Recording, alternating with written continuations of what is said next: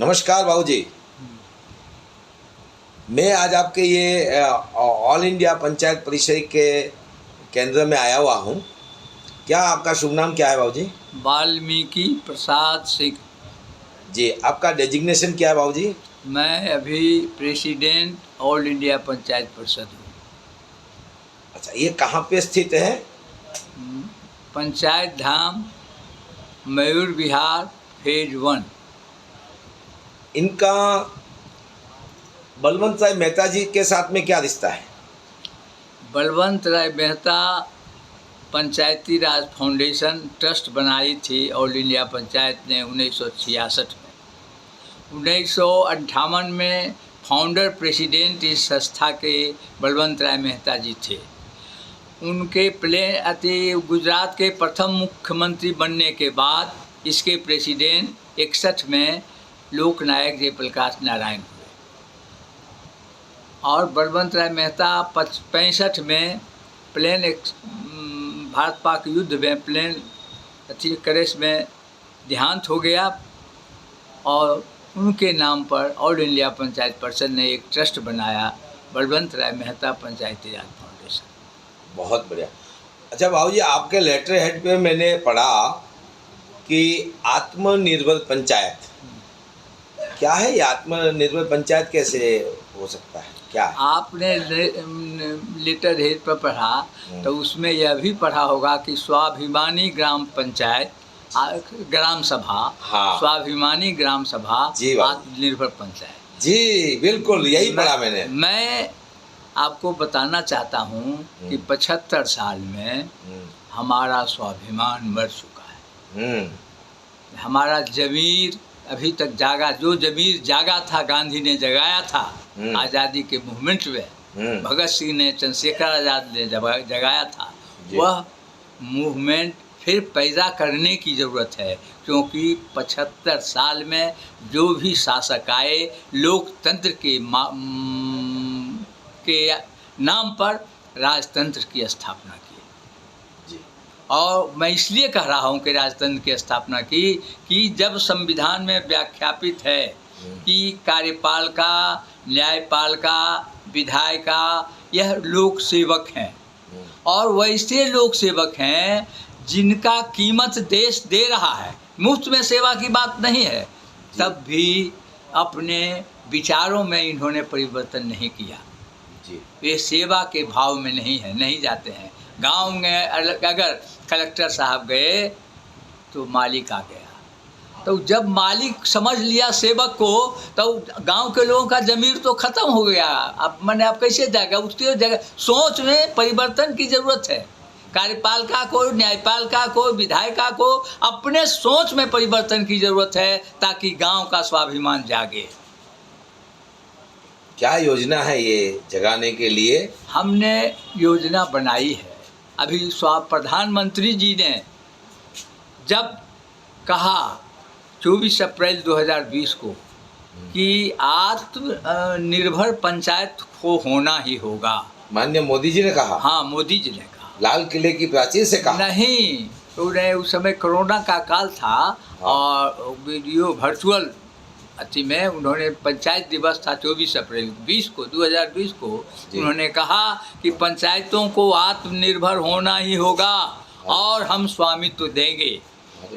पंचायतों को जब संवैधानिक दर्जा दिया गया 1992 में, तो उस समय उस संविधान में व्याख्यापित था 293 जी में कि 11वीं अनुसूची में 29 विषय था, 29 विषय था व्याख्यापित कि यह 29 विषय राज्य सरकार पंचायतों को देगी।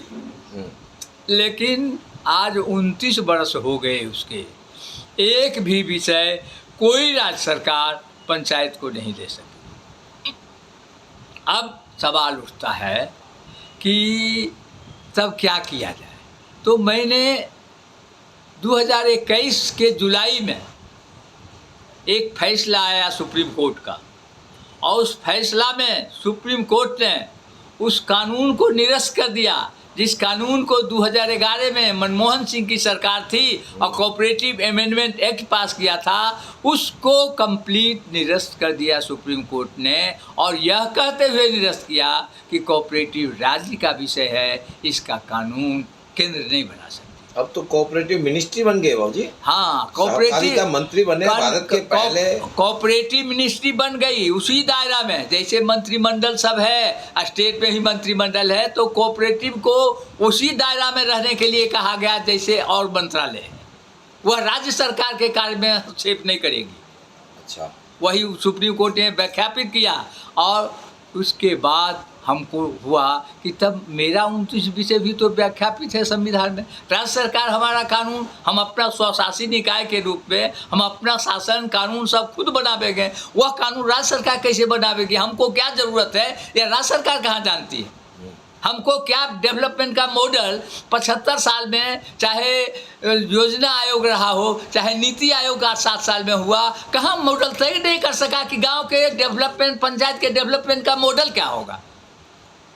तो अब जब अपना हाथ में आया है स्वामित्व, तो अब मॉडल हम अपना बनावेंगे, और जब मॉडल बनावेंगे तो उसको लागू करेंगे।